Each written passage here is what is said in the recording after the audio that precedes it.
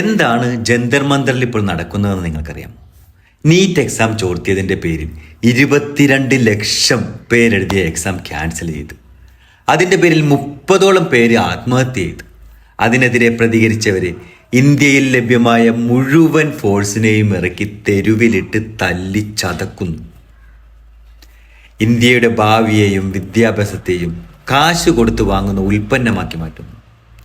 നാളെ നമ്മളെയൊക്കെയോ നമ്മുടെ മാതാപിതാക്കളെയോ നമ്മുടെ പിഞ്ചു മക്കളെയോ ഒക്കെ ചികിത്സിക്കുന്നതും ഓപ്പറേഷൻ ചെയ്യുന്നതുമൊക്കെ ഈ പണം കൊടുത്ത് സർട്ടിഫിക്കറ്റ് വാങ്ങിയ ഡോക്ടർമാരായിരിക്കും. അതിനെ ചോദ്യം ചെയ്ത് തെരുവിലിറങ്ങിയ വിദ്യാർത്ഥികളിൽ ഒരാൾ ഇന്ന് വെന്റിലേറ്ററിലാണ്. ഇന്ത്യയുടെ സിസ്റ്റം നശിച്ചിരിക്കുന്നു. നമ്മൾ മലയാളികൾ ഇതുവരെ ഏത് അനീതിക്കെതിരെയും പ്രതികരിച്ചിട്ടുള്ളതുപോലെ ഇവിടെയും ശക്തമായി പ്രതികരിക്കണം. ഇന്ത്യൻ വിദ്യാഭ്യാസ സിസ്റ്റത്തെ നമ്മൾ വീണ്ടെടുക്കണം. ഇത്തരത്തിലൊരു ഗവൺമെന്റിനെതിരെ രാജ്യത്തെ ഒരു ജനത മുഴുവൻ പ്രൊട്ടസ്റ്റ് നടത്തുന്നത് നമുക്ക് കണ്ടില്ലെന്നടിക്കാൻ കഴിയില്ല. എല്ലാവരിലേക്കും നിങ്ങളിത് ഷെയർ ചെയ്ത് കൊടുക്കുക.